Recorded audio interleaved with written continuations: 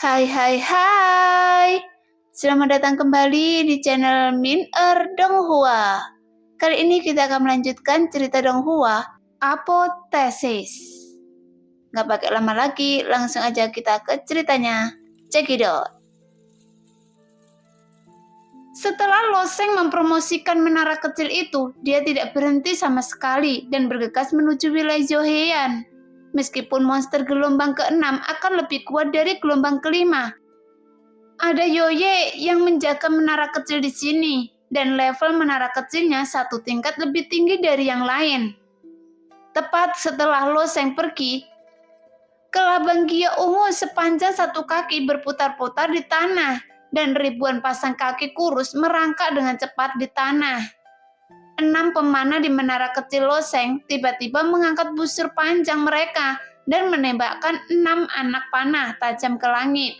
Segera 6 anak panah menembus langit dan mendarat di antara kelompok kelabang Gia ungu dengan serangkaian cahaya api.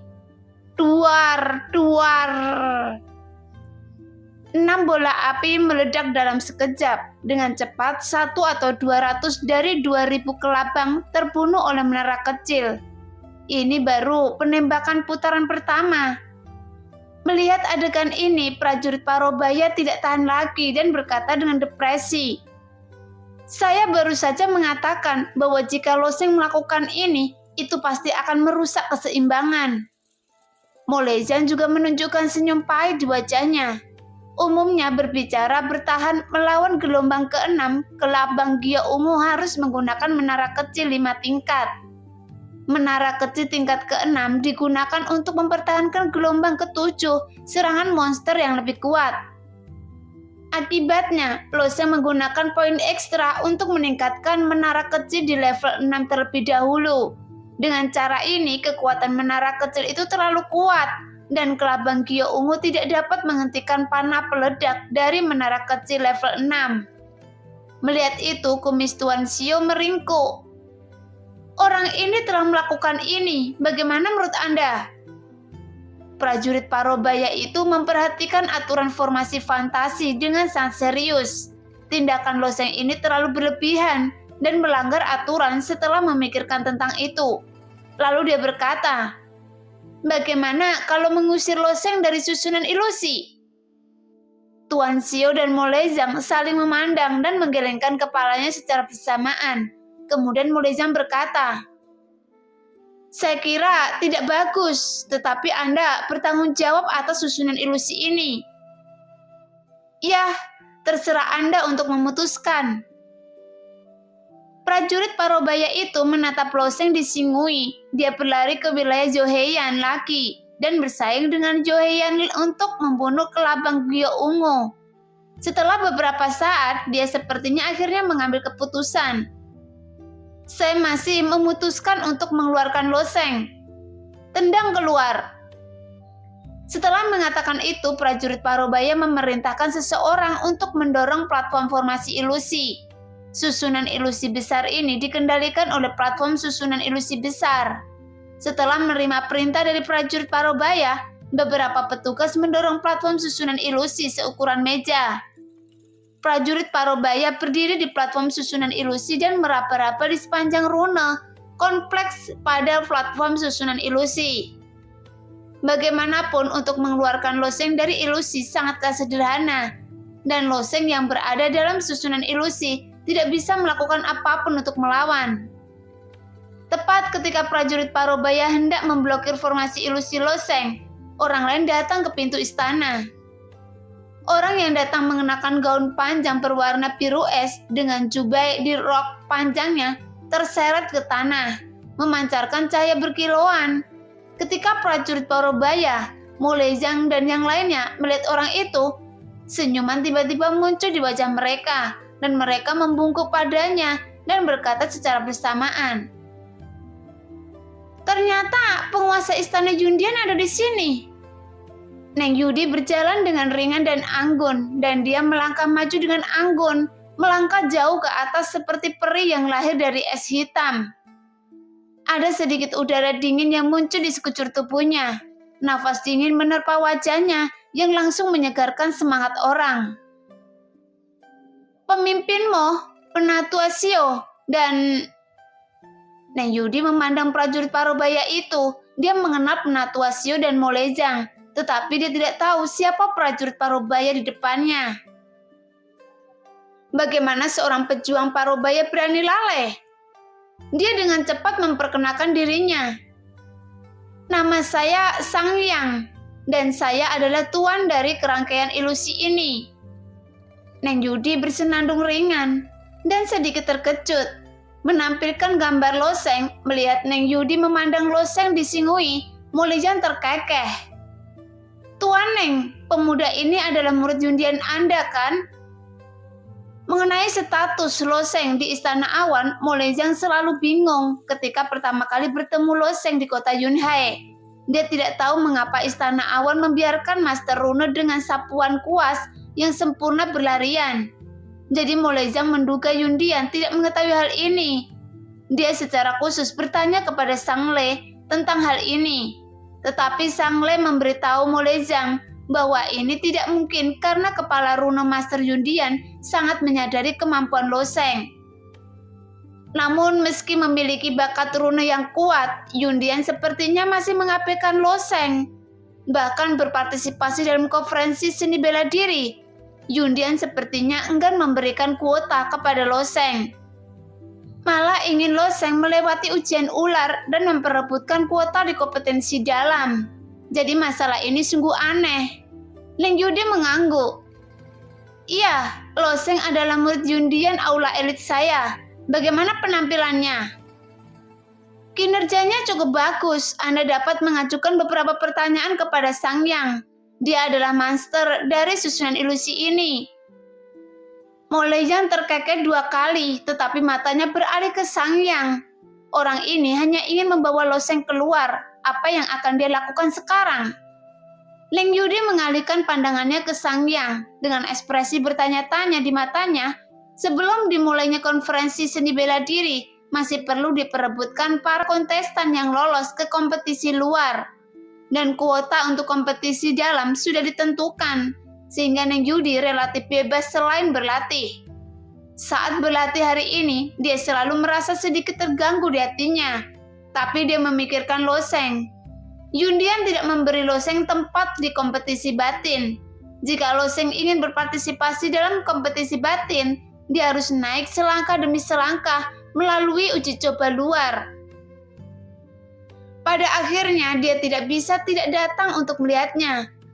Ujian kompetisi eksternal akan diadakan beberapa hari lagi, dan 3 tempat akan diperebutkan setiap hari. Neng Yudi tidak yakin Loseng akan memilih hari ini. Tanpa diduga dia melihat Loseng setelah dia datang. Sepertinya dia disukai oleh para tetua dari aliansi bisnis dunia. Molejang melontarkan pertanyaan itu kepada Sangyang, yang membuat Sangyang tersenyum datar. Dia memiliki temperamen yang keras kepala, karena pendekar pedang seringkali seperti ini. Mereka sopan dan tidak pandai berbohong, jadi Sangyang berkata, "Saya akan memberitahu Anda yang sebenarnya, Tuan Istana Neng. Saya baru saja berencana untuk mengeluarkan Loseng dari susunan ilusi." "Mengapa?" Cahaya sedingin es melintas di pupil Neng Yudi, dan kata lucu cuan muncul di antara dahinya. Melihat kekhawatiran Neng Yudi, Molejang menghela nafas dalam hatinya.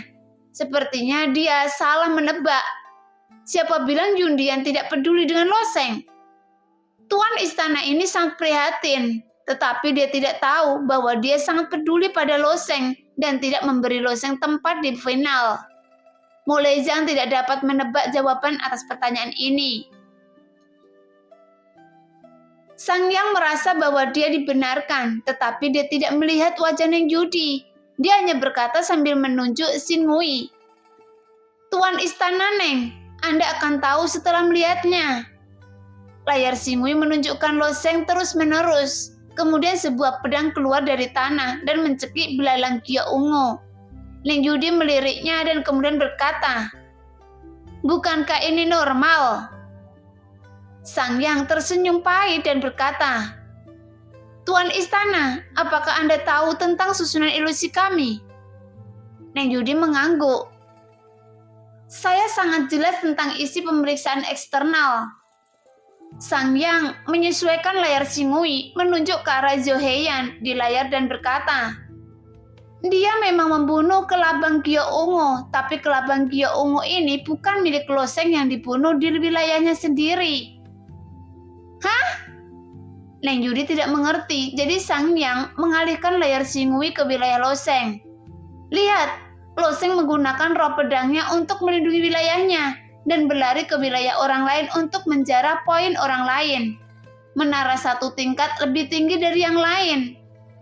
Menghitungnya dengan cara ini, pada dasarnya tidak sulit untuk mempertahankan gelombang ke-10. Selama Lo Sheng mempertahankan menara kecilnya sendiri dan selalu satu tingkat lebih tinggi dari yang lain, kekuatan yang kecil menara dapat membuat monster ini sangat terkendali. Sehingga tahap pertama tes eksternal tidak sulit bagi Lo Sheng.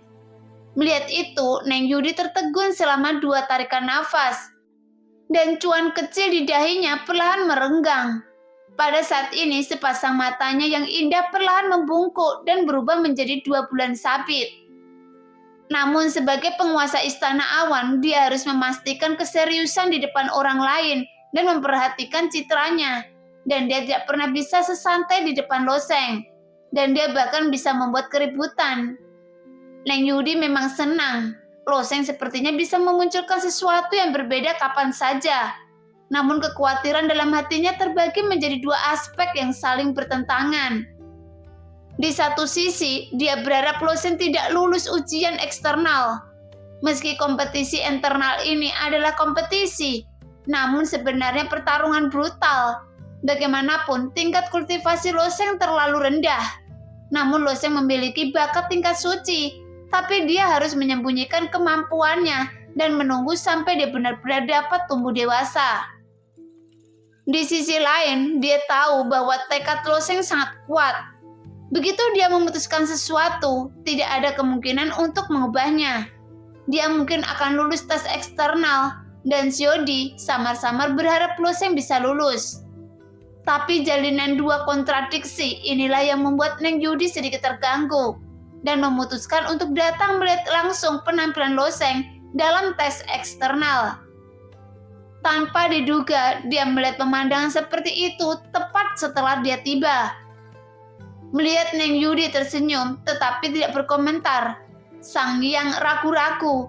Ini benar-benar merepotkan. Haruskah dia mengusir Lo Sheng dari barisan ilusi? Setelah memikirkannya, Sang Yang masih berkata kepada Neng Yudi, saya pikir Lo Sheng melakukan ini yang mempengaruhi keseimbangan ujian eksternal.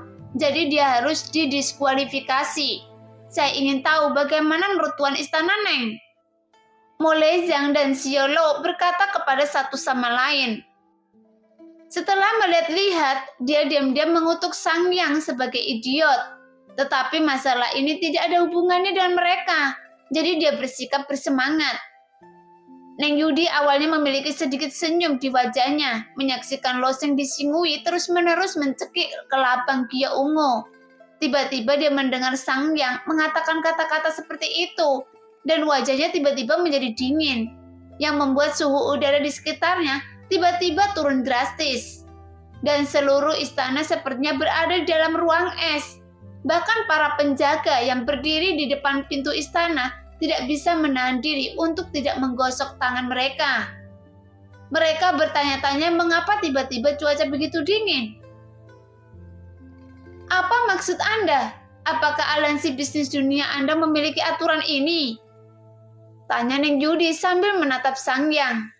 Sang Yang menggelengkan kepalanya dan berkata, tidak ada aturan seperti itu, tapi Lo Sheng melakukan ini sama saja dengan curang dan sangat mempengaruhi keseimbangan.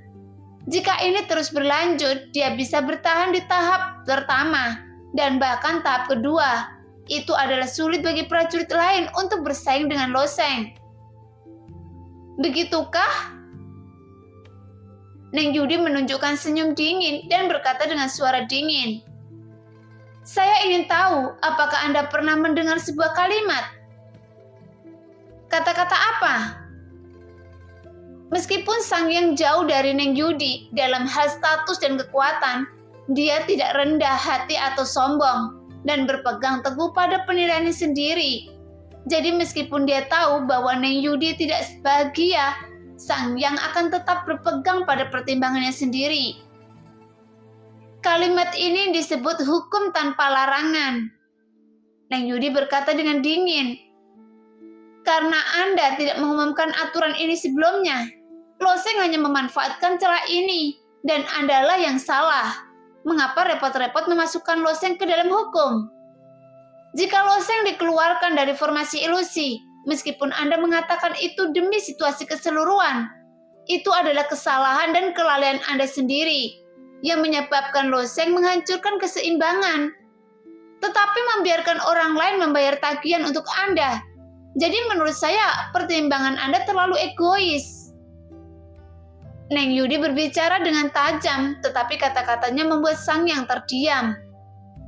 Hal tersebut dapat dilakukan selama hukum tidak melarangnya. Artinya, jika hukum suatu negara tidak melarang sesuatu yang tidak dapat dilakukan, maka hal tersebut dapat dilakukan.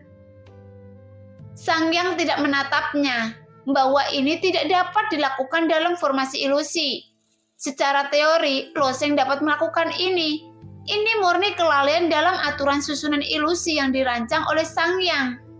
Bahkan Molezan dan Tuan Sio juga mengangguk diam-diam. Molezan telah berurusan dengan Neng Yudi, dan dia tahu karakter Neng Yudi dengan baik. Meskipun dia adalah penguasa Jundian, dia sebenarnya memiliki temperamen seorang gadis kecil untuk melindungi kekurangan seseorang. Jangan katakan bahwa dia bersikap masuk akal hari ini. Bahkan jika dia benar-benar tidak bisa masuk akal, dia tidak akan berdebat dengan Sang Yang. Jadi ketika Sang Yang mengucapkan kata-kata pertamanya kepada Neng Yudi, Molezan sudah tahu hasilnya. Jika Sang Yang benar-benar serius dan harus mengusir Loseng dari formasi ilusi, dia mungkin harus bertarung di istana ini. Pada dasarnya, tidak perlu melihat hasilnya. Sang Yang pasti akan menderita. Namun karakter Sang Yang terlalu jujur, jadi tidak apa-apa jika dia menderita kerugian. Bagaimanapun, aliansi bisnis dunia terutama tentang berbisnis. Bagaimana karakter seperti ini bisa diakur di aliansi bisnis dunia? Pada akhirnya Tuan Sio lah yang membereskan semuanya. Dia menepuk bahu Sang Yang dan berkata, "Apa yang dikatakan Tuan Istana Neng masuk akal. Bahkan jika Loseng benar-benar merusak keseimbangan, itu adalah kelalaian Anda sendiri. Lupakan saja hari ini, tes eksternal besok, katakan saja sebelumnya." Mendengar itu ada sedikit keraguan di wajah Sang Yang, tetapi Neng Yudi yang memiliki wajah dingin dan Mo Ju Sang yang tidak ada hubungannya dengan dia, Sang Yang akhirnya memilih kompromi. Pada saat ini mata Joheyan hampir kusam. Dia tidak berpikir untuk melawan dan berharap untuk membunuh belalang Gyo ungu itu lebih cepat. Namun dia pandai dalam serangan tipe jiwa dan efisiennya jauh lebih rendah daripada Loseng. Tapi dia tidak bisa mengalahkan Loseng bahkan jika dia bertarung, dan dia tidak bisa menangkap Loseng. Karena meskipun jika dia menangkapnya, Joheyan benar-benar tidak berdaya sekarang. Meskipun Loseng ada di sini untuk membantunya membunuh monster, Joheyan dapat dengan mudah melewati tahap pertama. Tetapi setelah tahap kedua mulai menjarah satu sama lain, menara kecil Joheyan tidak dapat ditingkatkan. Bagaimana cara bertarung dengan prajurit lain dalam tes eksternal ini? Bahkan dia mungkin tidak bisa lulus ujian. Jiwa Joheyan sangat bagus. Dia awalnya ingin mendapat peringkat bagus di kompetisi dalam setelah berhasil melewati ujian luar. Dia tidak ingin pergi ke platform Shenglong yang legendaris karena dia juga memiliki pengetahuan diri. Bahkan jika dia benar-benar mendapatkan peringkat pertama, jika dia mendapatkan platform teras naga, dia hanya mencari kematian. Oleh karena itu, tujuan Joheyan adalah untuk menempati posisi kedua, ketiga atau 10 besar. Aliansi bisnis dunia memiliki banyak hadiah. Beberapa di antaranya sangat penting bagi Joheyan untuk menggunakan serangan kebencian iblis besar. Joheyan merasa bahwa dia sangat mungkin untuk masuk 10 besar. Tapi meskipun cita-citanya penuh, tapi kenyataannya kejam. Sekarang Joheyan menemukan bahwa kenyataan yang dihadapi jauh lebih kejam dari yang dia bayangkan. Apalagi 10 besar dalam kompetisi internal, bahkan ujian eksternal pun mungkin tidak bisa melewatinya. Karena dia tidak menyangka akan bertemu monster seperti itu. Loseng sibuk di wilayahnya, membersihkan kelaban Gyo Ungu dengan kecepatan mencengangkan, lalu pergi dengan cepat. Joheyan mengangkat kelopak matanya dan menyadari bahwa arah penerbangan Loseng bukanlah arah wilayah Loseng sendiri. Orang ini mungkin berencana untuk menjara prajurit lain. Di gelombang ke-6, sebuah titik di wilayah Joheyan, karena dia masih dini, Loseng menjara setengah poin tambahan dari prajurit lain. Meskipun dia menghadapi perlawanan dari prajurit itu, Loseng menggunakan cara yang hampir nakal, menggabungkan keterampilan tubuhnya dengan pemahamannya tentang hukum ruang angkasa. Dia masih mengambil hampir setengah poin. Oleh karena itu, kecepatan promosi menara kecil Loseng juga sangat cepat. Saat menghadapi serangan monster gelombang ke-7, menara kecil Loseng dipromosikan ke level 10. Ketika monster gelombang ke-9 menyerang, menara kecil Loseng sudah berada di level 11. Sebelum gelombang monster ke-10 menyerang, menara kecil Loseng sudah berada di level 12 saat ini. Menara kecil prajurit lainnya baru dipromosikan 9 kali, hanya ke level ke-9. Akhirnya, gelombang terakhir telah tiba. Loseng berdiri di atas menara kecilnya dan melihat ke kejauhan. Dia juga penasaran dalam hatinya, apa gelombang monster terakhir. Saat ini menara kecil Loseng bukan lagi sebuah menara kecil, tetapi sebuah benteng kecil. Di atas sebuah benteng besar berdiri 12 pemanas bersenjata lengkap. Masing-masing memegang busur yang bersinar dengan cahaya biru. Selain itu, anak panah dari para pemanah ini juga diukir dengan banyak pola yang rumit dan tidak jelas. Seperti yang dapat Anda bayangkan, ini kekuatan dari anak panah itu akan sangat menakutkan. Menurut perkiraan Loseng, tembakan panah ini mungkin lebih kuat daripada serangan kekuatan penuh di tahap akhir alam alkimia ilahi. Dan perkiraan Loseng memang benar. Ini adalah susunan ilusi yang direncanakan pada awal desain. Pemanah di menara kecil tingkat 10 setara dengan serangan kekuatan penuh oleh seorang prajurit di tahap tengah alam alkimia ilahi. Sedangkan pemanah di menara kecil tingkat ke-11 adalah setara dengan pukulan penuh dari seorang pejuang di tahap akhir alam alkimia ilahi, dan pukulan penuh dari pemanah menara kecil level 12 setara dengan pukulan penuh dari seorang pejuang di tahap awal alam kesengsaraan kekosongan. Secara umum, hanya setelah mengalahkan gelombang monster terakhir, seseorang dapat memperoleh menara kecil level 10 dan kemudian memasuki penilaian tahap kedua. Dan Loseng belum mengalahkan gelombang monster terakhir dan sudah memiliki menara kecil tingkat 12. Kekhawatiran Sang Yang bukannya tidak masuk akal, tapi Loseng melakukan ini dalam ilusi. Ada beberapa yang sangat kuat dalam formasi. Pada saat ini, tiba-tiba tanah berguncang dan 3 sosok besar muncul di kejauhan Loseng. Mereka datang! Loseng mengangkat alisnya. Ternyata itu adalah 3 raksasa laut yang sangat besar. Raksasa laut jenis ini hidup di laut dalam. Setiap raksasa laut tingginya 20 kaki dan tampak seperti bukit besar. Setiap kali mereka mengambil langkah, jarak mereka 10 kaki dan kekuatan mereka tidak ada habisnya. Dikatakan bahwa raksasa laut secara teori dapat tumbuh tanpa batas selama mereka diberikan sumber daya yang cukup. Raksasa ini dapat tumbuh hingga ratusan kaki, bahkan 10.000 kaki, sehingga dia bisa menghancurkan gunung dengan 1 kaki. Namun di dunia luas tempat Loseng berada, dia belum pernah mendengar tentang raksasa laut sebesar ini. Setelah ketiga raksasa laut ini muncul, mereka berlari menuju loseng. Namun tiga raksasa laut berlari ke jangkauan serangan menara kecil loseng. Ke-12 pemanah menarik tali busur dan menembakkan panah tajam ke udara secara bersamaan. Para pemanah ini awalnya diubah menjadi formasi hantu dan gerakan mereka hampir persis sama. Segera putaran pertama dari 12 anak panah tajam menyeret 12 sinar cahaya seperti pelangi dan menempati raksasa laut di depan mereka. Ketika anak panah tajam itu menancap di raksasa laut, tiba-tiba terdengar suara ledakan keras dengan suara yang teredam. Tuar! Meskipun panah tajam ini tidak mengenai loseng, tetapi loseng masih bisa merasakan kekuatan yang terkandung dalam ledakan tersebut. Karena 12 anak panah tajam ini setara dengan serangan penuh dari 12 orang kuat di tahap awal alam kesengsaraan dan kekosongan. Jadi betapa menakjubkannya kekuatan ini. Penyu laut raksasa di depan hanya sempat melolong, lalu jatuh ke tanah dengan bunyi celepuk. Dan bahkan menara kecil tempat loseng berdiri pun bergetar hebat. Satu tembakan ditembakkan dan raksasa itu jatuh ke tanah.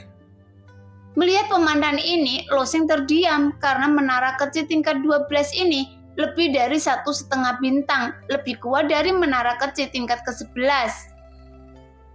Dia sendiri berada dalam formasi ilusi. Di antara mereka tidak jelas apakah susunan ilusi ini memiliki celah. Seperti itu sejak awal desainnya. Celah ini dieksploitasi oleh loseng. Jadi sangat sederhana. Sebagai perbandingan prajurit lain melakukannya tidak semudah itu. Bagaimanapun raksasa itu sangat kuat. Panah es hitam dari menara kecil tingkat 9 hanya dapat memperlambat laju raksasa itu, tetapi tidak dapat menyebabkan kerusakan besar pada raksasa tersebut. Jika Anda ingin mengalahkan penyu raksasa laut ini, Anda masih harus melakukannya sendiri. Namun mulai dari gelombang ke-6, serangan monster kesulitan meningkatkan gelombang demi gelombang. Dan jumlah prajurit yang tersingkir juga meningkat. Di antara 400 prajurit hanya kurang dari 50 orang yang bertahan hingga gelombang ke-10.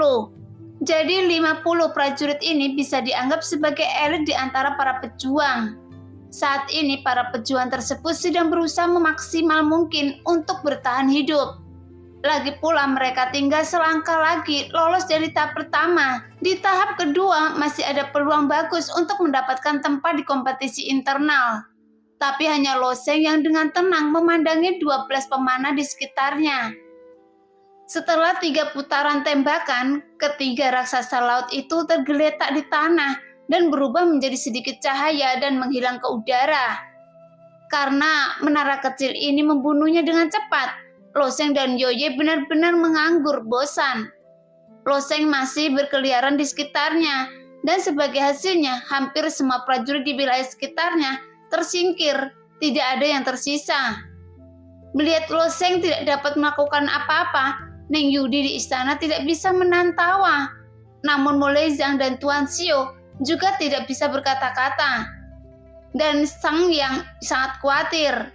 Ini adalah gelombang serangan ke-10. Gelombang serangan monster yang paling sulit.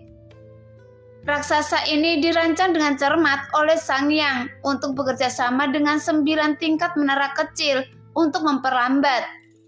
Jadi prajurit harus terus-menerus menarik perhatian raksasa ini dan kemudian membunuhnya di bawah peralatan menara kecil. Jadi sejak pembentukan formasi ilusi ini, pada dasarnya tidak ada prajurit yang melakukan hal semacam ini. Loseng dianggap yang pertama melakukan ini.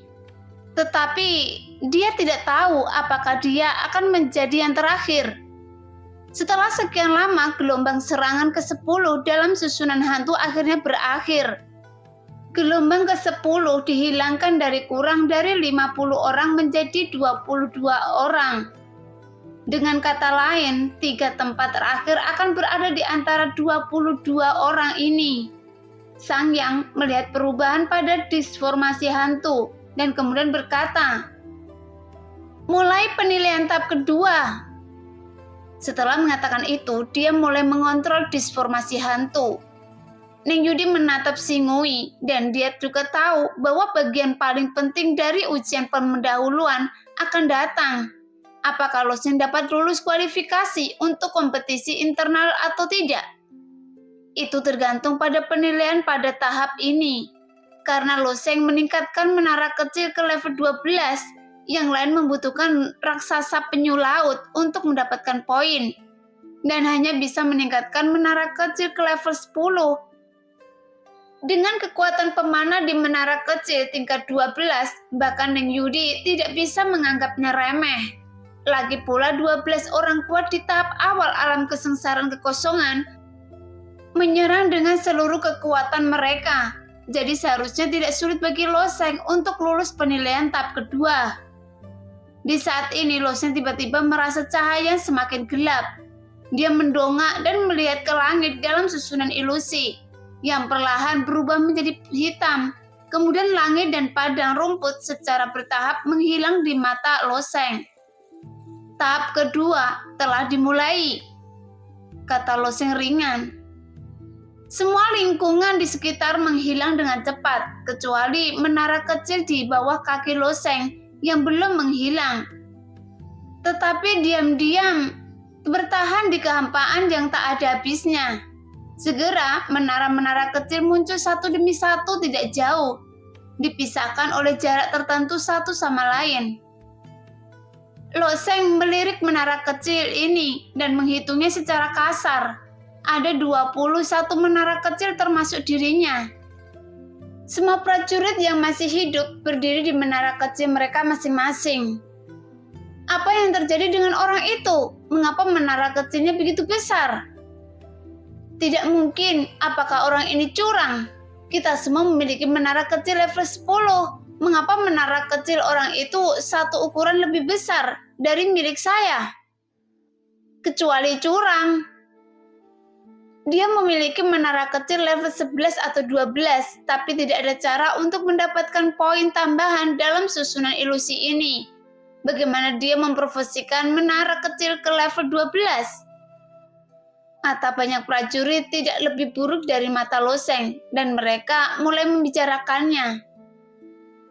Karena melihat menara kecil Lo Sheng yang seperti benteng, dan kemudian melihat menara kecil yang telah mereka perjuangkan selama kompetisi yang dipromosikan ke level 10, yang membuat semua orang merasa tidak seimbang melakukannya. Ao Xiang berdiri di menara kecil tingkat 10 dengan ekspresi aneh di wajahnya. Sebagai seorang pejuang alam dewa penerangan, Ao Xiang sudah menjadi sesuatu yang bisa dibanggakan karena mampu melewati gelombang ujian monster ini. Namun Ao Xiang tidak memiliki rasa bangga akan hal tersebut. Karena ia datang ke sini dari padang rumput Hulun dengan tujuan untuk dapat lolos ke kompetisi internal. Sedangkan untuk ujian eksternal, dia merasa itu hanya sebuah proses yang harus dia lalui. Dan dia pasti bisa lolos ke kompetisi internal. Secara logika, setelah memasuki tahap kedua, setiap orang memiliki menara kecil tingkat 10. Tetapi tiba-tiba melihat Lo Sheng berdiri di menara kecil tingkat yang terlebih tinggi, sehingga ada perasaan aneh dan bingung. Terlebih lagi, anak-anak ini masih merupakan anak laki-laki dari alam dewa penerangan tingkat ketiga yang pernah dia lihat sebelumnya, yang membuat Ao Xiang semakin tidak bisa menerima. Apakah ini aliansi bisnis dunia yang sengaja merawat orang itu? Ao Xiang memikirkan hal ini. Bagaimanapun, menara kecil Lo Sheng benar-benar keren. Bahkan Ao Xiang bukan satu-satunya yang memiliki gagasan ini. Hanya pejuang yang berpikiran demikian. Awalnya saya mengira aliansi bisnis dunia itu adil, tapi saya tidak menyangka akan menggunakan metode ini. Jika Anda tidak bisa menang tanpa paksaan, maka ujian eksternal ini sebenarnya hanya kedok. Siapapun yang ingin Anda masuki kompetisi internal bisa masuk. Bunuh anak itu dan rebut menara kecil itu. Menurut situasi umum, tidak ada yang akan memprovokasi Lo Sheng saat ini. Tapi Lo Sheng hanya berada di alam dewa penerangan tingkat ketiga. Jika dia bisa mengambil menara kecil Lo Sheng, mereka yakin bisa mengalahkan prajurit lain sepenuhnya. Namun saat ini tahap kedua dari huru-hara belum dimulai. Di sekitar 22 menara kecil masih ada energi samar yang menghalangi satu sama lain. Namun tujuan orang-orang itu sangat jelas. Meskipun Loseng tidak memprovokasi mereka, tapi hanya karena menara kecil di bawah kakinya berhasil menarik kebencian semua orang ke diri mereka sendiri tanpa terlihat. Jadi saat melihat kebencian orang-orang ini, Loseng juga menunjukkan senyum kecut. Jika dia tahu bahwa dia seharusnya tidak memprovokasi menara kecil ke level 12, kebenciannya tidak terlalu dalam. Ujian kedua huru-hara dimulai sekarang. Mengikuti suara sang yang jatuh dalam formasi ilusi, 3 atau 4 prajurit yang paling dekat dengan Loseng bergegas menuju Loseng. Melihat para prajurit ini, Loseng mengerutkan kening. Yoye yang memegang pedang raksasa sudah berdiri di depan Loseng. Pada saat yang sama, dia melambaikan tangannya dan 12 pemanah mengangkat busur dan anak panah mereka. Bagaimanapun orang kuat di alam kesengsaraan kekosongan dapat menyapu bersih beberapa prajurit di alam alkimia ilahi. Terlebih lagi pemanah di menara kecil tingkat 10 hanyalah prajurit di tingkat tengah alam alkimia ilahi. Jadi kesenjangan dengan menara kecil Loseng terlalu besar. Segera 12 anak panah kuat ditembakkan seketika. Bahkan anak panah yang ditembakkan oleh para pemanah di sekitar Loseng sangat kuat, yang membuat 3 atau 4 prajurit yang menyerbu dihancurkan, termasuk orang-orang dan menara kecil. Sebelumnya, banyak prajurit dalam formasi ilusi ini memiliki pemikiran untuk merebut menara kecil Loseng. Tetapi tiba-tiba ada keheningan pada saat ini. Nah, demikianlah cerita hari ini. Terima kasih yang sudah menonton video Min Earth sampai selesai. Sampai jumpa di video selanjutnya. Bye-bye.